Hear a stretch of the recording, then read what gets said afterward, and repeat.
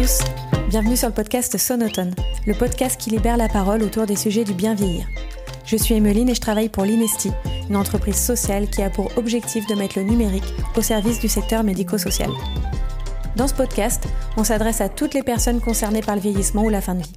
On interviewe des familles, des aidants, des personnes âgées, ainsi que des professionnels du secteur. Bienvenue dans ce 9e épisode dans lequel j'ai eu la chance de rencontrer Marie Lahaye, une psychomotricienne passionnée par son métier. Marie travaille à l'EHPAD Maison de Fontaudin à Pessac, qui fait partie de l'association Chemin d'Espérance. C'est quoi être psychomotricienne aujourd'hui ? Comment en est-elle venue à exercer ce métier passionnant ? Marie nous raconte ses combats, à quels défis elle fait face et comment elle anime chaque jour son engagement auprès des résidents. Allez, branchez votre sonotone, c'est parti. Bonjour Marie, tu es psychomotricienne au sein de la Maison de Fontaudin. Oui, c'est ça. Est-ce que tu peux nous présenter un petit peu la structure et te présenter aussi, s'il te plaît ? Donc l'EHPAD de Fontaudin, c'est un EHPAD sur la commune de Pessac, qui est un EHPAD associatif à but non lucratif. Je précise parce que c'est quelque chose qui nous tient à cœur. Ouais. Et moi, je travaille ici depuis 8 ans en tant que psychomotricienne. Donc je m'appelle Marie Lahaye, je suis psychomotricienne depuis 14 ans. Et quand j'ai commencé mon métier, je ne voulais pas travailler en EHPAD. Voilà. D'accord. Absolument pas. Absolument pas. J'ai commencé en pensant travailler avec des enfants. Et c'est comme ça que j'ai débuté mon métier d'ailleurs. Et en fait, c'est par des rencontres que je suis devenue psychomotricienne en EHPAD. En fait, j'ai eu un coup de cœur avec l'ancienne directrice qui est restée très longtemps ici. Et en fait, tous mes préjugés que je pouvais avoir sur le monde de la gériatrie, le monde de l'EHPAD, des personnes âgées, l'accompagnement qu'on pouvait avoir sont tombés à ce moment-là. Ça a été vraiment... un coup de cœur. Un coup de cœur. Okay. Voilà. Ok. Et donc du coup, je pense que je travaille aussi en EHPAD parce que c'est cet EHPAD-là. D'accord. Voilà. Ouais. Les valeurs aussi. Voilà, les valeurs. Donc c'est un EHPAD associatif à but non lucratif qui a des particularités. C'est-à-dire qu'on accueille des prêtres et des sœurs aussi, mais aussi bien des laïcs. D'accord. Et on est rattaché à une association qui a son siège sur Paris et qui présente un peu les mêmes particularités. L'association a pour but à départ d'accueillir des personnes religieuses. D'accord. Et l'association comprend combien de... Alors l'association comprend une trentaine d'EHPAD sur toute la France. Elle en comprend 2 sur Bordeaux et dans la région, ça commence un peu à grandir sur Pau, etc. Mais c'est pas un gros groupe non plus. Au niveau national, c'est pas si gros que ça. L'EHPAD de Fontaudin, il comprend plein de services, en fait.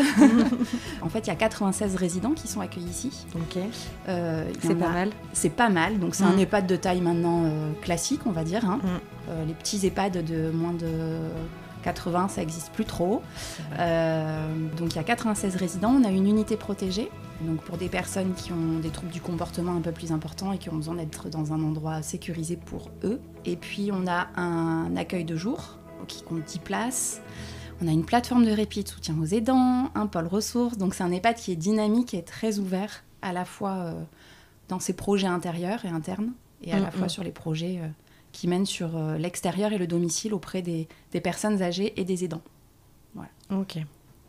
Donc toi, comment t'es arrivée à te dire, bah tiens, je vais être psychomotricienne C'est un hasard.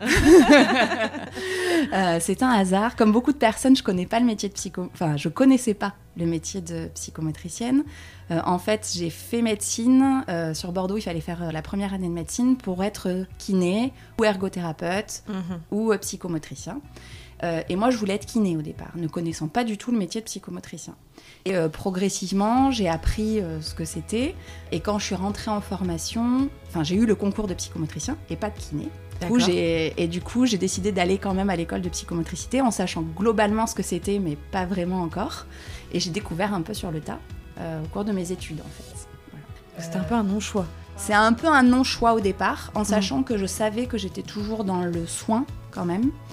Et l'accompagnement de l'autre, donc que ça me convenait, que j'étais toujours dans la relation d'aide, donc c'est quelque chose qui me convenait, mais effectivement, je connaissais pas absolument toutes les difficultés, on va dire, du métier, voilà. Les difficultés, mais aussi finalement, je crois que des fois, le non-choix, c'est bien et ça tombe bien, voilà. Mais là, en tout cas, pour moi, c'est bien tombé, on va dire. Ça crée des opportunités. Voilà, ça crée des opportunités. Donc j'ai commencé comme ça, et donc le métier de psychomotricien, c'est un métier paramédical.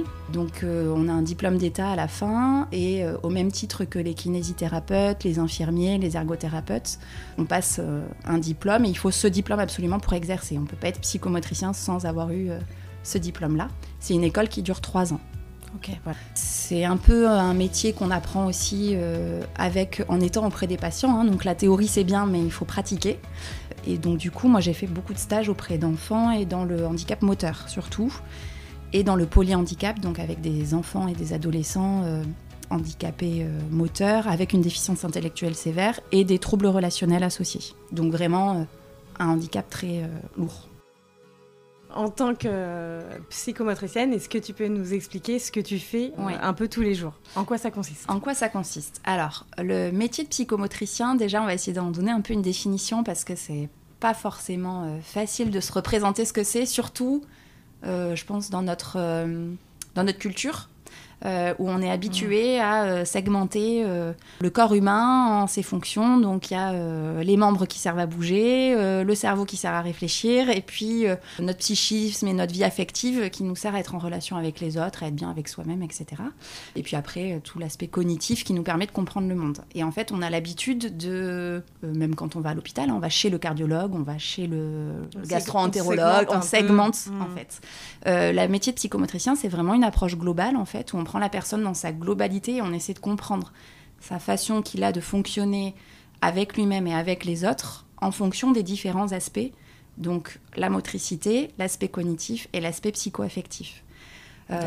Donc ça, c'est la théorie, voilà, globalement, en sachant qu'on travaille toujours par le biais de médiation corporelle, donc c'est-à-dire à travers notre corps et le corps de l'autre, des jeux, de la danse, du rythme, du dessin, ça peut être diverses choses, hein, pour remédier aux troubles qu'on peut apercevoir ou qu'on peut observer, ou en tout cas au mal-être ou à l'inconfort qu'on peut observer.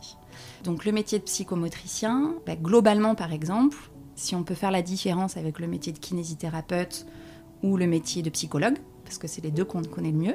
Le psychologue, il va vraiment s'intéresser à la vie affective de la personne et à ses interactions avec son environnement, mais plutôt sur les liens affectifs et les émotions que cela peut engendrer.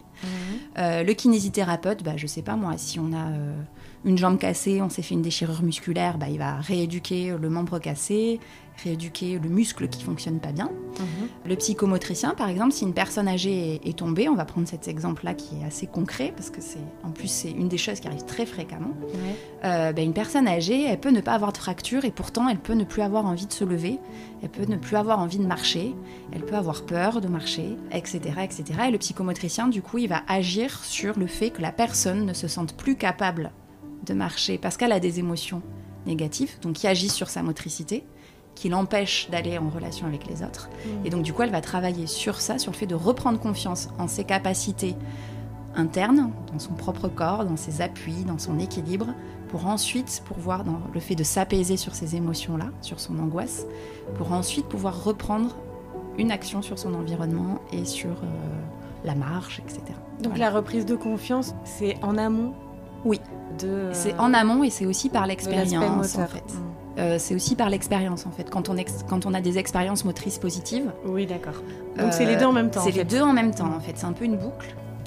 Mais il y a d'autres exemples, par exemple, c'est les personnes qui se restent alitées tout le temps au lit, voilà. C'est comment elles vont percevoir leur corps alors qu'elles sont tout le temps dans la même position. Ça peut être inconfortable, ça peut entraîner des douleurs. Comment les personnes se focalisent au niveau de leur corps sur les douleurs et comment elles finissent par se représenter leur corps. Donc on a tout ce travail-là aussi pour maintenir le plus d'apaisement vis-à-vis de ses ressentis corporels aussi en tant que psychomotricien. Et c'est pour ça qu'on a une place aussi dans tout ce qui va être accompagnement en soins palliatifs. Et en EHPAD, ça a toute sa place. Ouais. Et ça me tient à cœur aussi parce qu'au sein de l'établissement, je suis référente en soins palliatifs. Donc voilà, c'est quelque chose aussi où on est vraiment dans l'approche globale. Voilà. D'accord.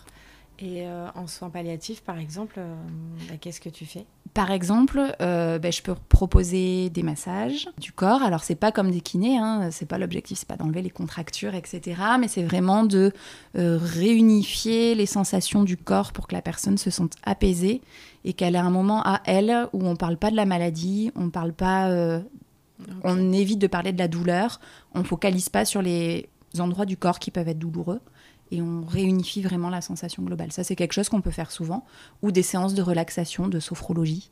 On peut passer par cette médiation-là aussi pour pouvoir apaiser la personne et qu'elle vive des moments agréables et confortables, on va dire. Okay.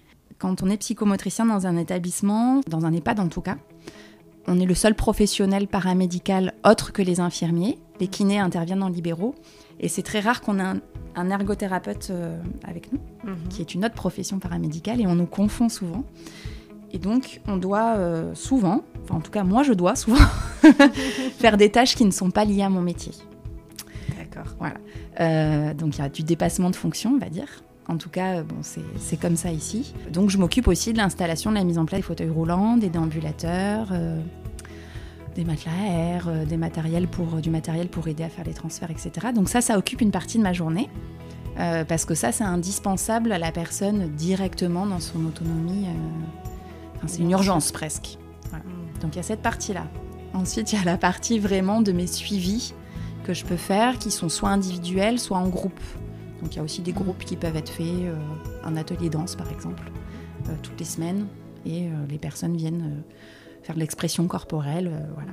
On travaille plein de choses sur le corps, l'équilibre. C'est sur la base du volontariat ou... Souvent, c'est des personnes que j'ai ciblées. D'accord. Avec ma collègue psychologue, souvent. On réfléchit ensemble aux personnes pour lesquelles ça pourrait être bien, et selon leur histoire de vie, leur centre d'intérêt aussi. Ok. Voilà. Donc il y a cette partie-là aussi de suivi individuel et de groupe. Et puis après, il y a la partie, ça fait partie des suivis individuels, mais d'accompagnement en soins palliatifs, où là, on va passer un peu tous les jours, en fait. Voir comment la personne va, et si elle a besoin sur le moment. Ok. Donc, il y a des temps un peu où on n'est pas fixé, on n'a pas un emploi du temps fixé, et on vient au moment où la personne semble avoir besoin, soit parce qu'elle est très douloureuse à ce moment-là, soit parce qu'on vient juste dire un petit coucou tous les jours pour savoir comment ça va, et à ce moment-là, c'est le bon moment pour faire la séance. Voilà, et quelque chose. Donc en fait, quand tu arrives le matin... je sais pas ce que je vais faire. C'est ce que tu veux faire. Et c'est toi qui organises ton emploi du temps, finalement. Exactement. Donc ça, c'est un métier assez indépendant sur ça. Donc ça, c'est assez plaisant aussi. Ouais. Mais mis à part certaines choses qui sont fixes, les ateliers, il faut que ça soit fixe parce que c'est important pour les résidents qu'il y ait des repères aussi au niveau temporel. Donc c'est tous les vendredis de 14h à 15h ou les jeudis 14h, 15h, il y a la médiation animale. Enfin voilà, c'est des choses très fixes comme ça. Mais sinon, le reste, c'est un peu plus en fonction du besoin du résident. Voilà.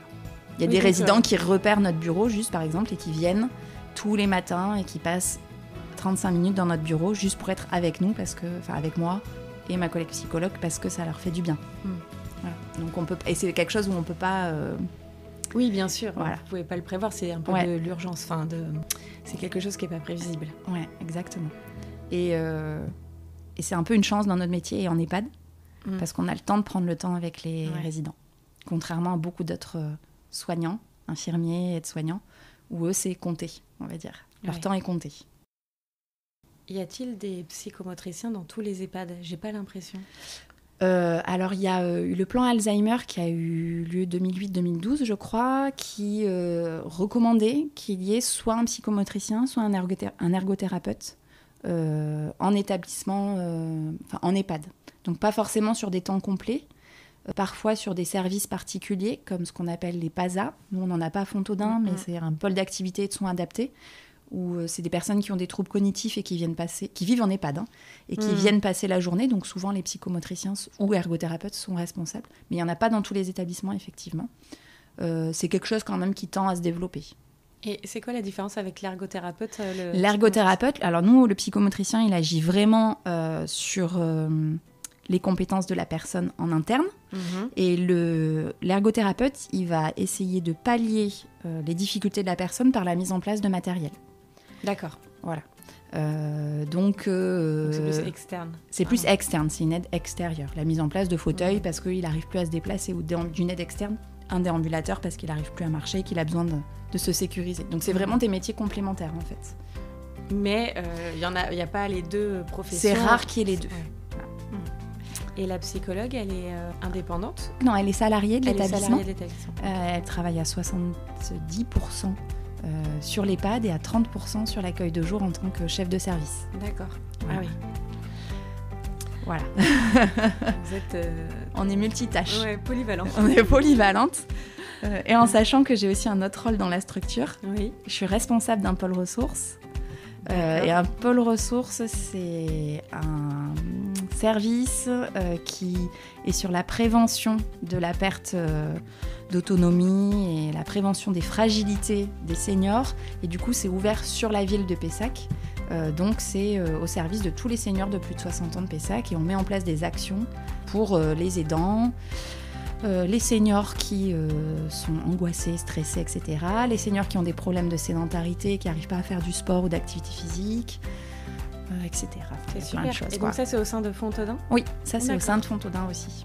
Ah oui, voilà. Donc, c'est aussi un métier à temps complet finalement. Ouais, mais Ça j'ai que prend du 30% pour temps. ça. Bah oui. Voilà, j'ai 30% pour ça, 70% de psychomotricienne sur l'EHPAD.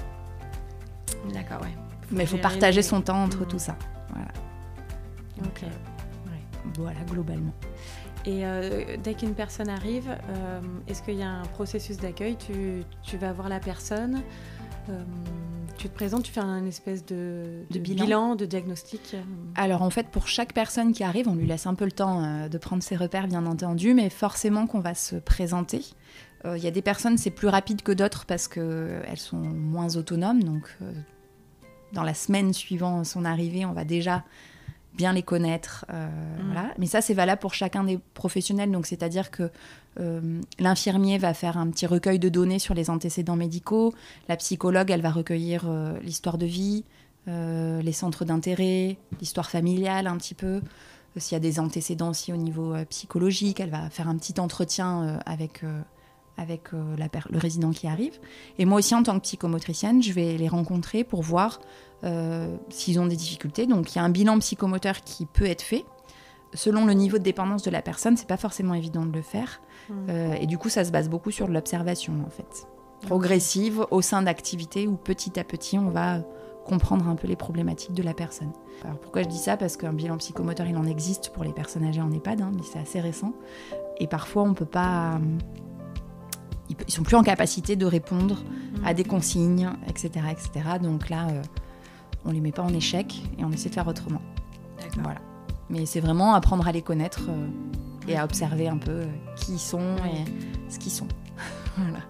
Ouais. Ça doit pas être facile de deviner de quoi ils ont besoin. Oui. Quand la personne elle peut plus s'exprimer, ça doit être difficile. Complètement. Et alors moi, je dis souvent ça, je dis ça à mes stagiaires aussi, mais en fait, on a l'obligation de se donner le moyen d'essayer de répondre à ses besoins. Et on a le droit à l'erreur aussi. La seule chose, c'est qu'il faut se rendre compte que ça va pas et que c'est pas bien, peut-être pour la personne, et d'être capable de se dire, je reviens en arrière, j'ai proposé ça, mais ça lui convient pas, et donc on fait autrement. Et comment se passent les relations avec les familles ? Les relations avec les familles, alors ça se passe bien. Par exemple, si tu prends une décision pour un résident, Oui. est-ce que tu vas la prendre toute seule ? Est-ce que tu vas consulter la famille ? Alors ça dépend pourquoi en fait. Si c'est une décision où la personne, on va, par exemple, je sais pas moi, décider de quelque chose qui pourrait limiter sa sécurité, enfin limiter sa liberté, on va dire, ou quelque chose comme ça. Alors je parle au niveau global, au niveau de mon métier c'est un peu différent, mais là forcément que la famille, on va lui en parler. Je parle par exemple de la mise en place de l'unité protégée, forcément que la famille elle est au courant, enfin ça peut pas se faire autrement.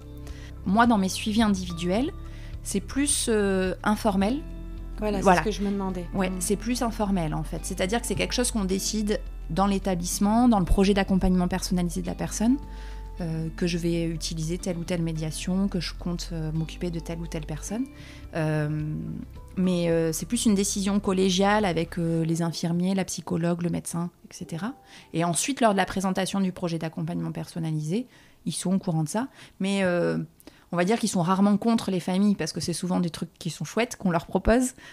Donc souvent c'est bien pris. Okay. Et puis après ce qui est bien c'est de faire un petit retour par contre aux familles parce qu'ils se rendent, les personnes, surtout des personnes qui ont la maladie d'Alzheimer par exemple, elles racontent pas Ouais. Donc c'est aussi passer par d'autres médias, donc prendre des photos, parfois, je sais pas moi, si on fait un atelier danse ou des choses comme ça, pour dire on fait ça et regarder le sourire qu'elle avait à ce moment-là et qu'il y ait du concret derrière en fait. Voilà. Pas forcément rentrer dans l'aspect technique, mais juste le plaisir qu'ils ont pris à ce moment-là. Voilà. Ok. C'est aussi, aussi ça. Oui, parce que les familles sont en demande d'informations et aiment savoir ce qui se passe en fait. Donc, c'est pour ça que je me demandais, est-ce que peut-être aussi tu fais des massages en soins palliatifs, est-ce que tu leur dis quand tu les vois ou Alors en soins palliatifs, c'est encore un truc un peu particulier. Oui, là, forcément, souvent les personnes en soins palliatifs, les familles peuvent être très présentes. Donc il y a l'accompagnement de la famille et parfois aussi c'est bien je peux proposer aux familles de rester pendant le massage ou de leur montrer comment masser. Comme ça, eux, ils se sentent utiles, impliqués auprès de leurs proches, parce que des fois, on ne sait pas quoi faire. Ouais. Quand on est en train de perdre notre proche, on se sent un peu au dépourvu. Et du coup, c'est aussi pouvoir les impliquer et continuer à leur dire que, de toute façon, dans le lien affectif, ils feront toujours mieux que n'importe qui de nous. Et ce qu'ils feront, c'est très bien auprès de leurs proches. Donc, c'est aussi les soutenir dans cette relation-là. Ouais. Par l'aspect technique, mais aussi juste par le fait qu'ils puissent s'autoriser à faire ce genre de choses. Voilà. Et donc toi, qu'est-ce qui t'anime dans ton métier ? Ce qui m'anime dans mon métier, alors c'est très basique, beaucoup de soignants pourront dire ça, mais c'est la rencontre à l'autre. Ce que j'aime dans mon métier, c'est qu'au-delà de la maladie, des troubles, etc., on se rencontre d'humain à humain, en fait. Donc ça me plaît énormément. Et je me sens parfois chanceuse de rencontrer certaines personnes âgées aussi, parce que j'ai rencontré des gens super, qui ont une philosophie de vie, etc., qui nous fait grandir, en fait. Donc c'est aussi ça qui m'anime. Et puis j'aime la relation, en fait. Donc j'aime être avec les autres, quoi. Voilà. Et du coup, ça me nourrit, en fait. Et même si c'est pas des choses parfois très concrètes qu'on fait, ou c'est juste du temps de présence, ça semble être utile pour les personnes qu'on accompagne. Donc, ça m'anime aussi. Est-ce que tu as moyen d'avoir des retours, justement, Par exemple, il y a une dame qui a une maladie d'Alzheimer assez importante, qui est très angoissée et qui confond parfois sa mère, sa fille, etc., etc. Et qui, tous les matins, quand elle passe devant mon bureau et celui de ma collègue psychomote, elle nous fait coucou, elle nous dit « Ah, celle-là, je l'aime bien !» Alors qu'elle a des troubles cognitifs très avancés. Ouais. Voilà. Et donc, je me dis, y a quelque chose qui se passe dans la relation au-delà de la maladie qui fait qu'il y a des liens qui se tissent et voilà. Et c'est pas de l'affection comme on peut avoir, parce qu'on nous dit toujours la distance professionnelle, c'est très important. C'est pas, voilà. Alors c'est certain, mais d'humain à humain, il y a une sorte de...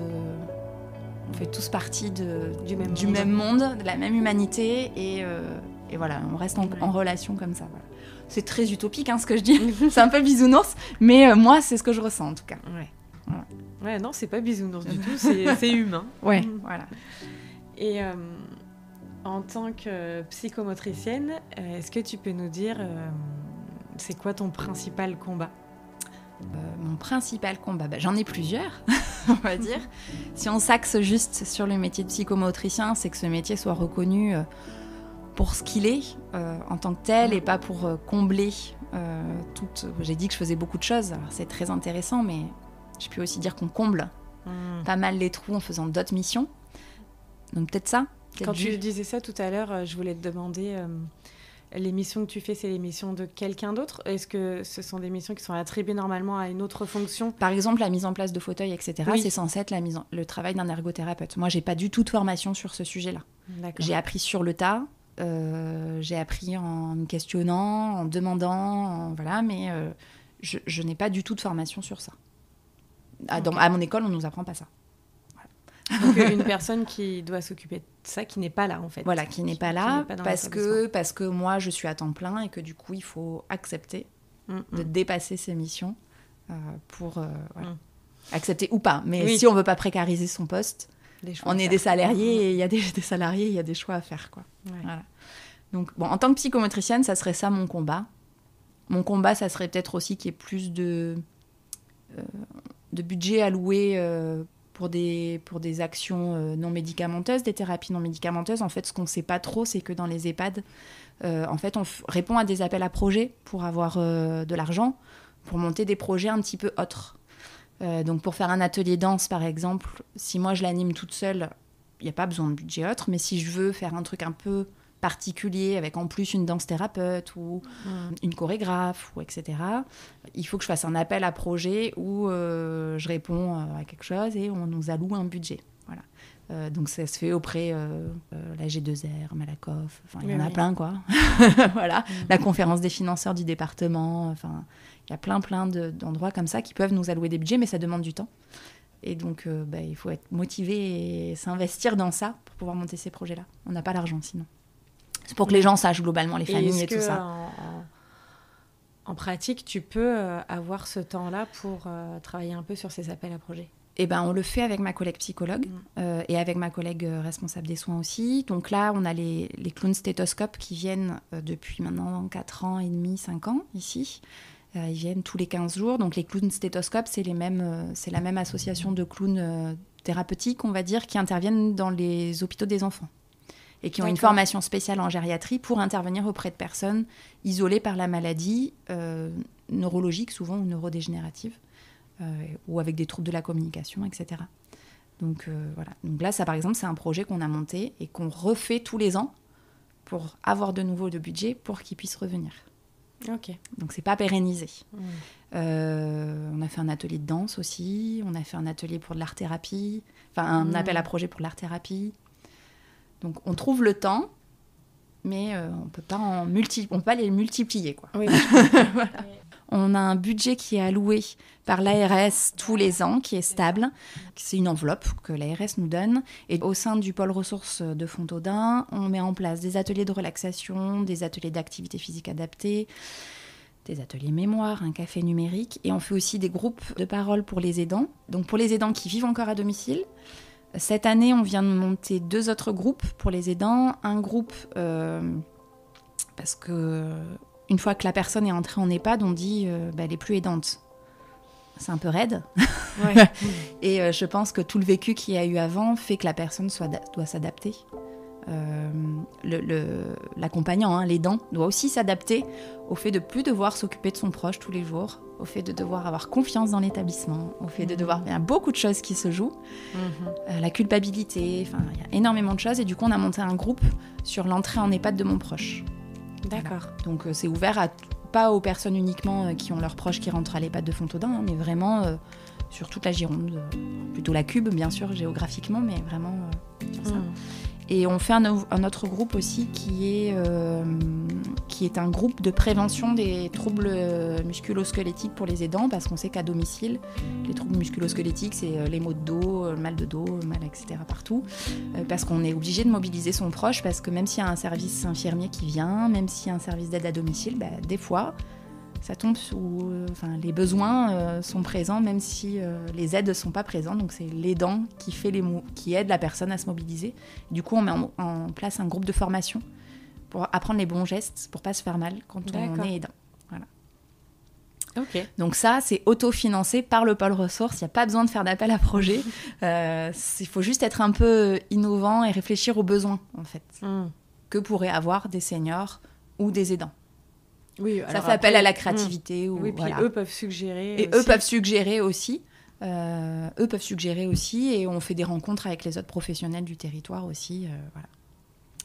Et on essaie de monter un groupe de parole spécifique à la maladie à corps de Lévy. Ça n'existe pas encore, spécifique à une maladie neurodégénérative. On est en lien avec l'association française de la maladie à corps de Lévy. Et on attend de voir si ça va pouvoir se mettre en place. D'accord. Voilà. Et ça, c'est pas sûr. Ok. Voilà. Oui, donc plein de projets. Ouais. J'ai pas parlé de mon combat principal. Un de mes combats principaux. C'est un de mes combats principaux, mais c'est un peu dans l'actualité aussi. C'est sur la fin de vie. Donc, c'est sur l'accompagnement de fin de vie en EHPAD. On est peu pris en compte dans les nouvelles lois qui vont passer, etc., sur la fin de vie. En tout cas, on est peu écoutés, les EHPAD, j'ai l'impression.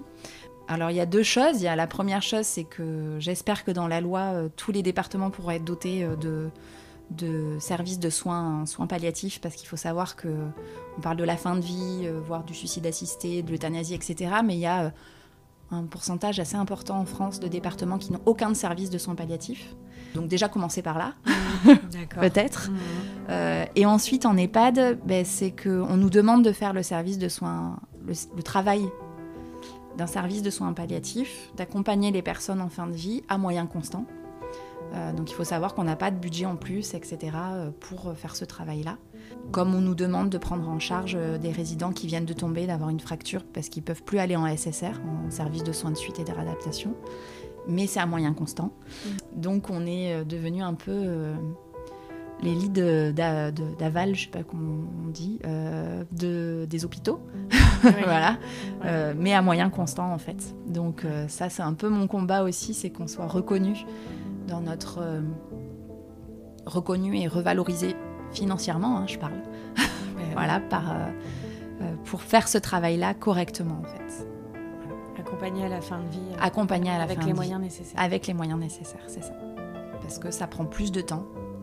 Et qu'un service de soins palliatifs, alors c'est peut-être plus complexe les pathologies, forcément, mais il faut savoir que c'est 2 infirmiers pour 12 patients, en sachant que nous, on a un aide-soignant pour une dizaine de résidents, et on a un infirmier l'après-midi pour 96 résidents. Ah oui. Voilà. Donc on utilise les HAD, on conventionne, on a des équipes mobiles, etc. On fait ce qu'on peut, mais voilà, c'est juste qu'on ait conscience de ça en tout cas. Ouais. Et donc tout ça, c'est décidé par l'ARS.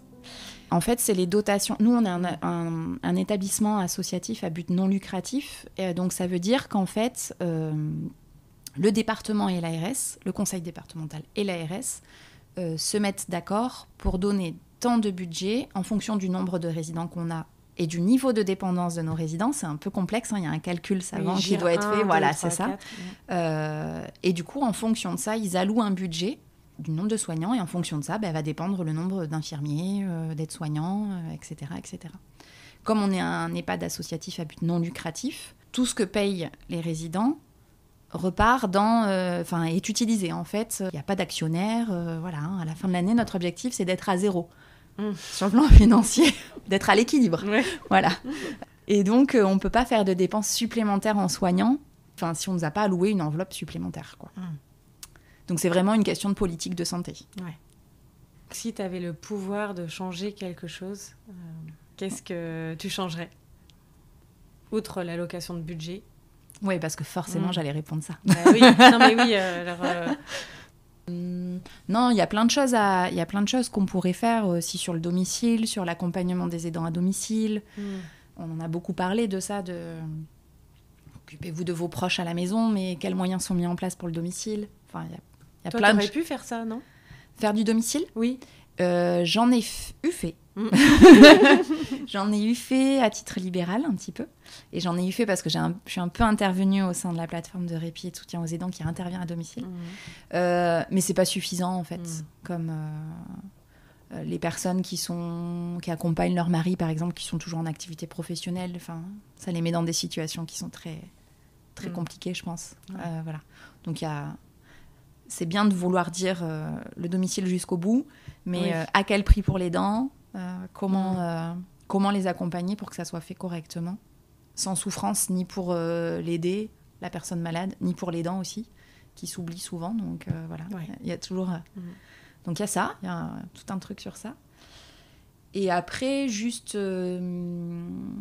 y a peut-être quelque chose, mais là, c'est aussi pour ça qu'on fait peut-être ce podcast, c'est que l'image des EHPAD, et même auprès de ma famille, est souvent négative. Voilà. Alors que je trouve que moi, je travaille avec plein de personnes qui ont beaucoup de cœur, qui aiment vraiment leur métier. Et du coup, c'est bien aussi des fois de le dire. Oui, voilà. C'est bien. C'est juste, il faut le dire. Voilà. Il faut le dire. C'est juste ça. Ouais. En tout cas, moi, je rencontre toujours des super personnes, donc j'ai pas du tout une image négative. Je rencontre souvent des gens passionnés. Oui. Vraiment. Ouais. Parce que c'est un lieu passionnant. Ouais. Est-ce que tu veux rajouter quelque chose ? Non, rien du tout, merci. Merci pour votre écoute. Voilà. Merci d'avoir essayé de faire connaître un peu le métier de psychomote. J'espère que les autres psychomotriciens se reconnaîtront et voilà, et qu'ils n'hésitent pas aussi à se faire connaître. Oui, à partager leur expérience. À partager leur expérience. Et avec plaisir. Merci Marie. Ouais, je vous en prie. Merci à vous de nous avoir écoutés jusqu'ici. Si cet épisode vous a plu, n'hésitez pas à le partager à toutes les personnes qui pourraient être intéressées et à nous faire un retour via la plateforme de podcast sur laquelle vous nous écoutez. Si vous aussi, vous souhaitez témoigner, contactez-moi via le site internet de l'Inesti, www.linesti.com. Merci à tous et à bientôt.